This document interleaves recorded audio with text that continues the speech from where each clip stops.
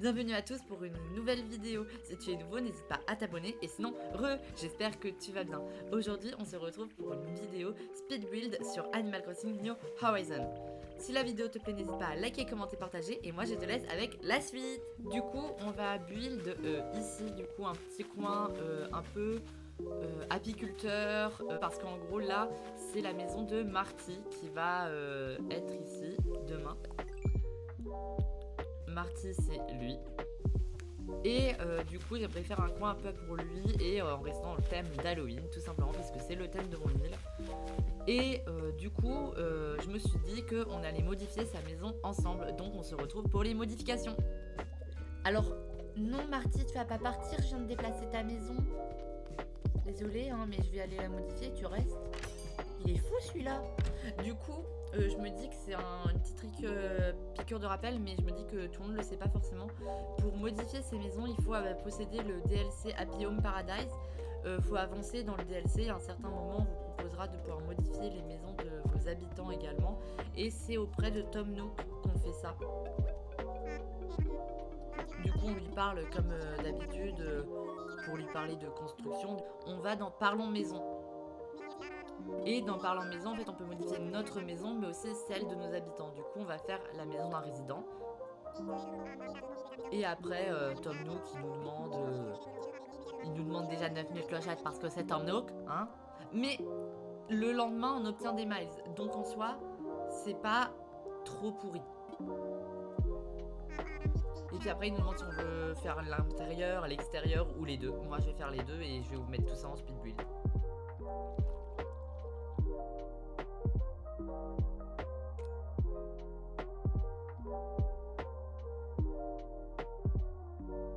Je vous retrouve avec du coup cette voix off pour vous expliquer un peu le speed build. Du coup là je commence tout simplement à faire l'extérieur de la maison et je lui donne une allure assez naturelle, en gros un chalet qu'on pourrait trouver dans la vraie vie.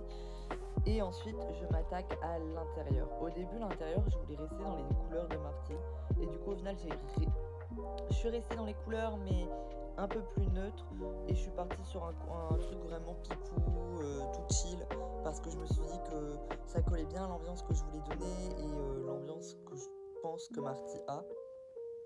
Du coup, comme vous pouvez le voir, je fais plusieurs tests et au final j'opte pour 2 murs, dont un que je vais cacher avec les meubles qu'on obtient dans le DLC. Du coup, ces parois là, on les obtient dans le DLC à un moment donné. Je les trouve trop pratiques pour la déco. Et du coup, tout simplement, je fais des tests de meubles. Là, je commence à sélectionner tous les petits meubles que je veux utiliser ou que j'aimerais pouvoir utiliser. Et puis, une fois qu'ils sont posés, en fait, je regarde tout simplement si j'arrive à les utiliser ou si je les enlève ou s'il en manque.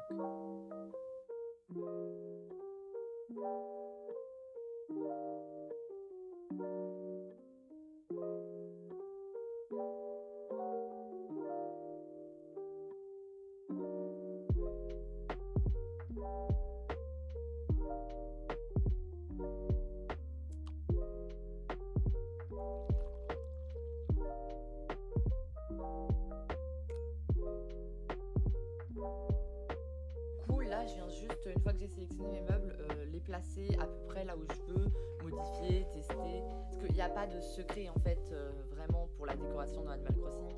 C'est faut tester, faut débloquer des meubles, faut tester, faire à son goût. Et puis bah, au début, vous allez trouver ce que vous faites, vous allez trouver que c'est moche, mais vous allez vous améliorer avec le temps et il faut pas abandonner juste parce qu'on a trouvé qu'on a fait un truc moche une fois. Ça se trouve la première fois que vous l'avez fait, vous le trouvez moche et la deuxième fois, vous y retouchez 2 jours après et là vous allez dire en fait c'est beaucoup trop beau, j'avais juste à modifier ça, à rajouter 1 ou 2 meubles et puis c'est réglé. Donc vraiment c'est normal de ne pas être doué dès le départ et tout ce qu'il faut faire c'est faire des tests, des accumulations de meubles, en avoir plein et puis comme ça on peut tester de plus en plus de choses tout simplement. Du coup là ce qui est bien avec les maisons des résidences c'est que c'est les meubles qu'on a débloqués dans le DLC et pas nos meubles, donc on n'est pas limité par un budget, mais sinon oui c'est ça, c'est juste essayer de débloquer le plus de meubles, d'en acheter plein, même si c'est des meubles qui vont servir pas tout de suite, au pire vous les revendez mais au moins comme ça vous les avez catalogués pour les recommander plus tard. Du coup voilà, c'était mes petits conseils en déco d'intérieur. Sinon là je passe à la déco murale.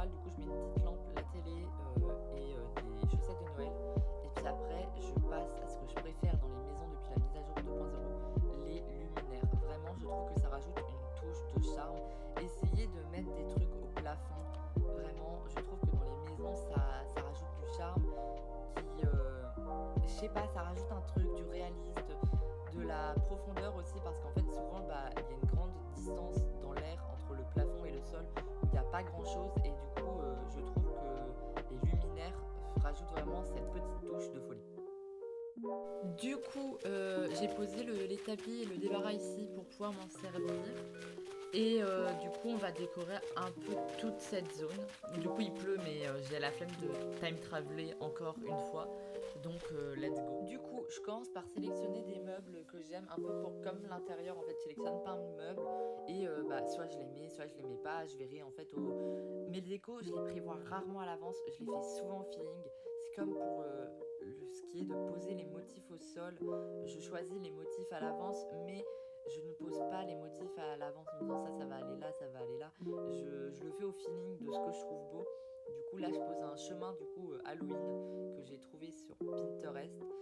Je vous mettrai le lien de mon Pinterest en description. Il y a tous les motifs que j'ai utilisés ou que j'aime sur mon Pinterest. Et j'essaierai de vous retrouver les codes pour la prochaine vidéo Animal Crossing que je sortirai. Parce que là, je fais le montage le jour même où ça sort. Du coup, j'aurai pas le temps de retrouver tous les codes. Mais en tout cas, j'espère que ma déco vous plaît. Là, je plante, enfin, je fais les trous pour les arbres, pour là où je veux les mettre. Et du coup, je commence à en planter. Je les plante pas tous parce que je veux qu'ils soient à des hauteurs différentes. Mais je vous explique plus tard dans la vidéo comment on fait pour avoir des arbres de taille différente. Et puis là, je commence à poser des meubles. Du coup, des meubles Halloween, épouvantail Halloween, l'eau de citrouille Halloween, etc. Je place aussi des pierres de jardin basse et des petits rochers de jardin. Je crois que c'est ça les noms des trucs. Un puits, des troncs champignons, des champs de blé. Les champs de blé, je trouve que c'est des meubles très jolis. Vraiment, n'hésitez pas à les utiliser. Et aussi des lots piquetons. En fait, j'utilise vraiment des meubles naturels là. Parce que c'est un peu comme une forêt finalement ce que j'ai fait. C'est pas vraiment un truc apiculteur, mais je voulais faire ça, mais en fait, j'avais pas les ruches. Du coup, j'ai fait ça. Après, là, j'ai mis un petit panneau pour dire que la forêt, elle est par là-bas. La forêt, en fait, elle fait tout le tour du lac, donc en soi, elle est un peu partout, mais les petits panneaux, vraiment, c'est un meuble que j'aime. Les champignons, vraiment, les meubles champignons rentrent très bien dans les thèmes forêt, naturel et Halloween. Du coup, j'en utilise. Là, la guirlande, c'est parce que je trouve que ça rajoute de la lumière. Et comme on est l'Halloween, je vais la mettre dans la nuit. Voilà. Et comme vous voyez, j'utilise aussi les meubles tabouretrons et bantrons. Et en fait, je les mets l'un à côté de l'autre parce que je trouve que on dirait que ça fait un arbre qui a été abattu. Là, du coup, les pots, c'est pour faire un effet, un pot de miel. Je trouve que ça me rappelle ça en tout cas. Donc, c'est ce que je fais. Et là, je plante des mauvaises herbes, tout simplement pour faire plus de relief. Du coup, avant la prochaine ellipse, en fait, je vais juste planter d'autres arbres qui ne seront pas du coup à la même hauteur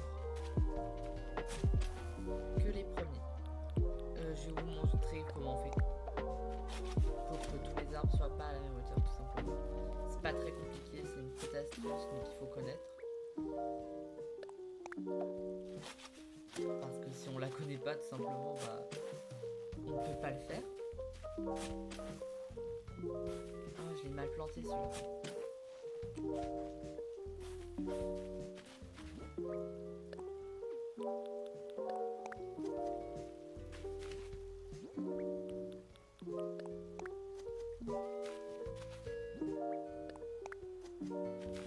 Du coup, je time travel pour que les arbres soient poussés aux tailles que je veux et je reviens.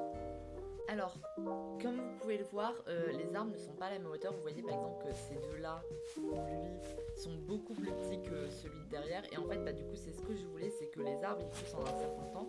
Et en fait, dans Animal Crossing, quand on plante un fruit derrière, enfin près d'un arbre par exemple, vous voyez là, le fruit que j'ai planté, il est juste derrière cet arbre-là, derrière ce sapin, et il est à côté de cet arbre-là, ce qui fait que ces deux arbres en fait ne vont plus pousser et va rester coincé à cette taille, et que le fruit lui non plus ne va pas pousser. Et du coup, tout simplement en fait, je me sers de cette astuce pour pouvoir avoir des arbres de différentes tailles dans mes décos, et je trouve que comme beaucoup de gens le font d'ailleurs, je trouve que ça rajoute un petit charme à tout simplement aux décorations, donc n'hésitez vraiment pas à le faire. Et moi je vous montre ce que ça donne de nuit.